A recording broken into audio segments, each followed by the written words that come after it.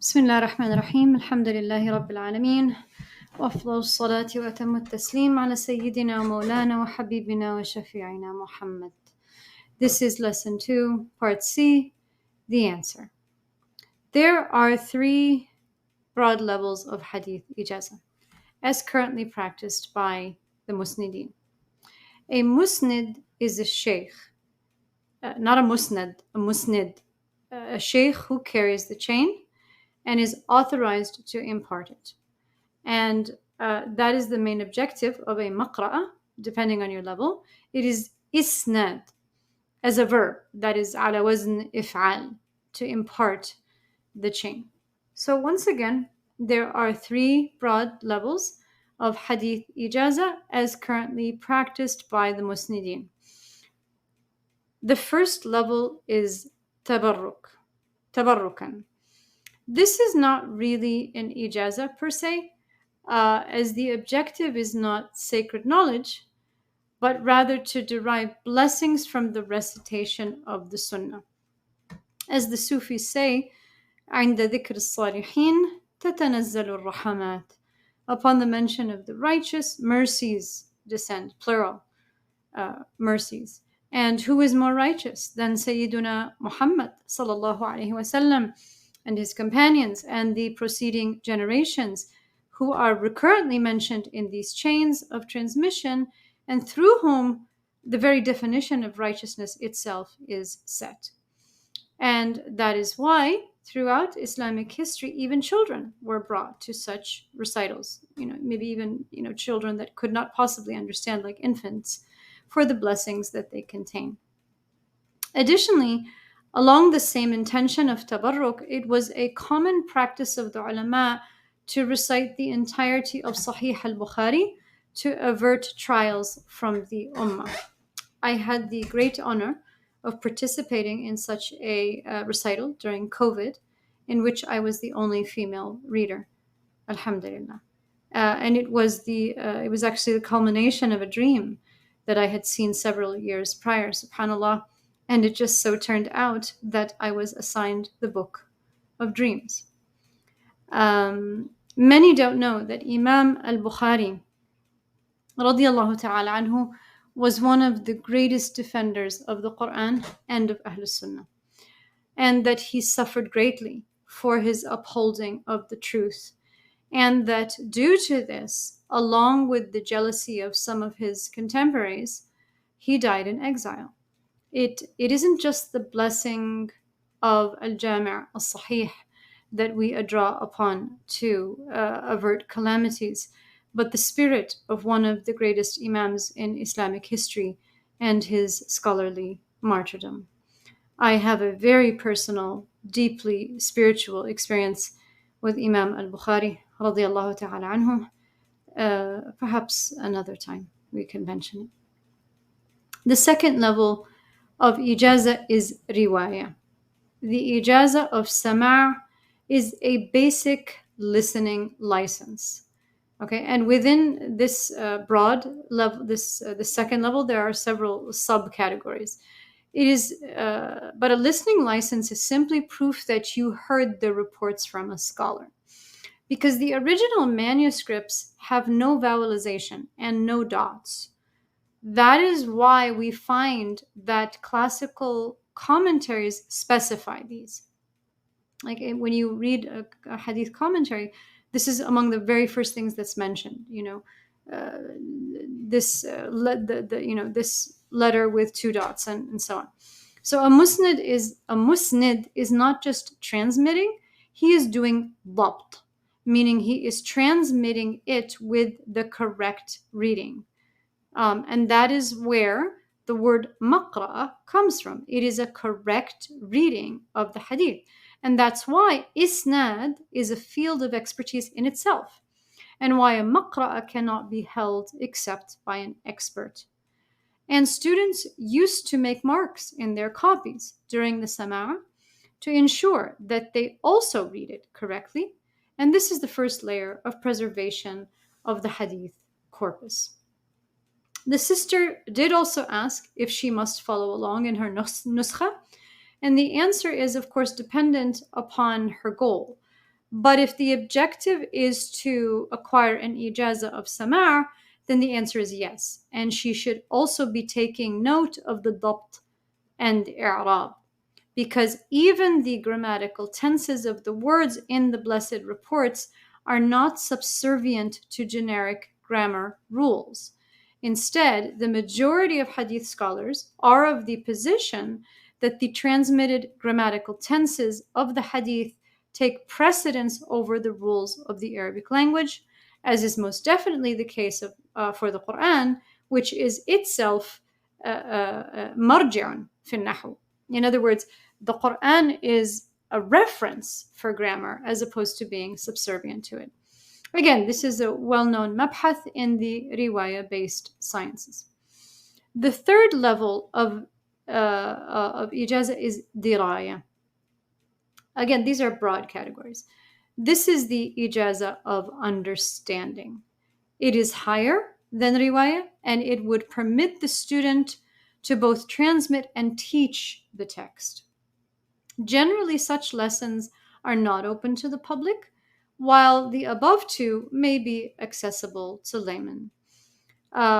These are lessons in which both the words and the purports of the hadith are imparted to the student, and they require expert background to benefit.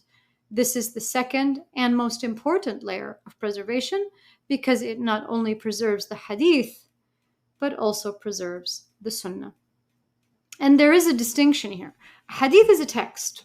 It is comprised of an isnad and a matan, a chain and a container of meanings. Hamilu fiqh.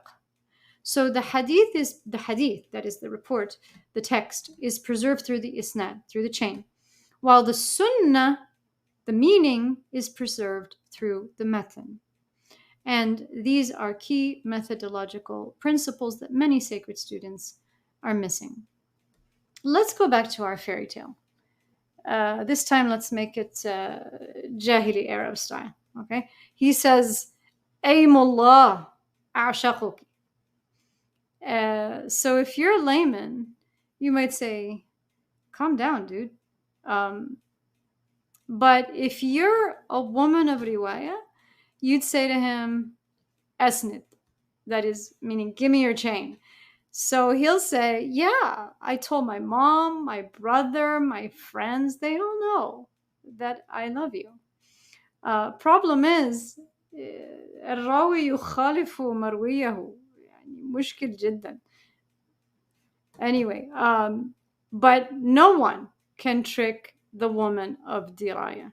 She says to him, "Istadil," meaning prove it.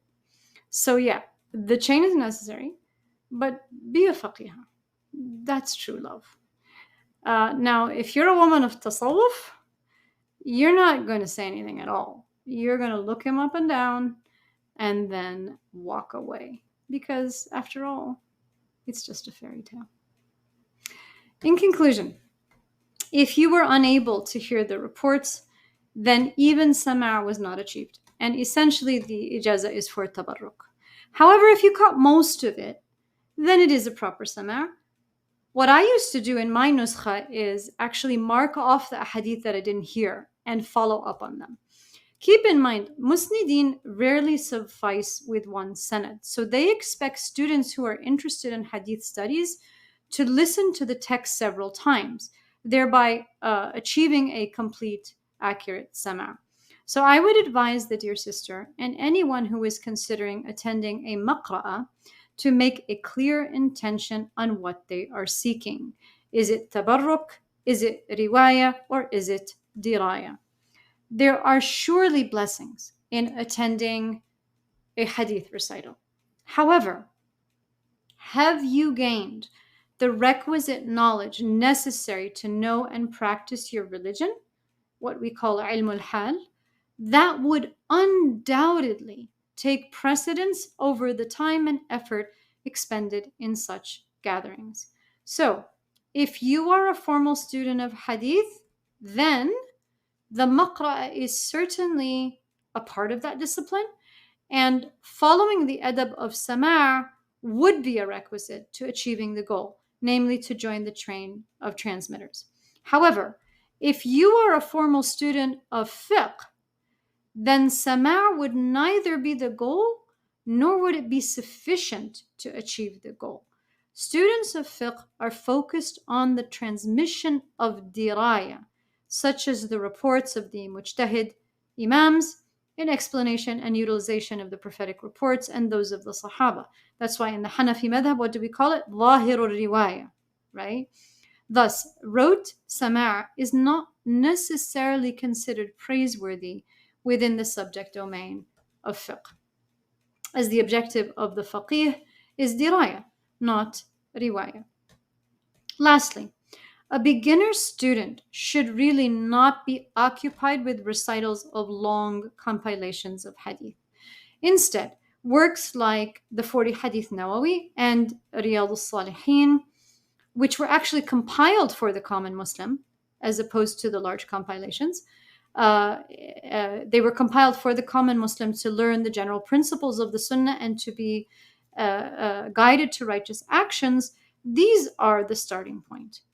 And the great thing about such recitals of 40 Hadith Nawawi and Riyadh al-Salihin, although Riyadh al-Salihin is quite large, is that it can be beneficial for the whole family. So we highly recommend fathers to bring their school-age children to participate in such gatherings if they are of the maturity level to benefit. And if the timing is not suitable due to school, we strongly recommend that anyone who attends such recitals make the niyyah ahead of time to gather as much benefit for themselves and to impart it to their families, such that they hold themselves to teaching whatever they learned at the sessions to their children at home. And this is the role of both the mother and the father. In many cases, the father also cannot attend due to work, and so the baton is handed to mom, and that's okay. But they should be a team in trying to achieve this. To be completely honest with you all, scholarship is not for everyone. When tread properly, it is a very difficult path. But if you have a family, there is absolutely no better way for you to draw near to God than to impart the correct knowledge of the religion to one's family. This is the sanad that everyone should be participating in. What a blessed man, and what a blessed woman, and what a blessed act to be the ambassador of the Sunnah in one's family, even to one's own spouse if necessary. I will end on a personal note. The beginning of my pursuit of sacred knowledge had absolutely nothing to do with seeking to become a scholar. The beginning of my pursuit of sacred knowledge was one verse of the Quran. قال تعالى: يا أيها الذين آمنوا قوا أنفسكم وأهليكم نارا وقودها الناس والحجارة عليها ملائكة غلاظ شداد لا يعصون الله ما أمرهم ويفعلون ما يؤمرون. O you who believe, ward off from yourselves and your families a fire whose fuel is men and stones, over which are appointed angels stern and severe, who do not disobey in executing the commands they receive from God, but do what they are commanded. اللهم اجعلنا طالبي العلم على سبيل النجاح. اللهم صل على سيدنا محمد نور الأنوار وسر الأسرار وترياق الأغيار ومفتاح باب اليسار سيدنا محمد المختار وآله الأطهار وأصحابه الأخيار عدد نعم الله وإفضاله والحمد لله رب العالمين.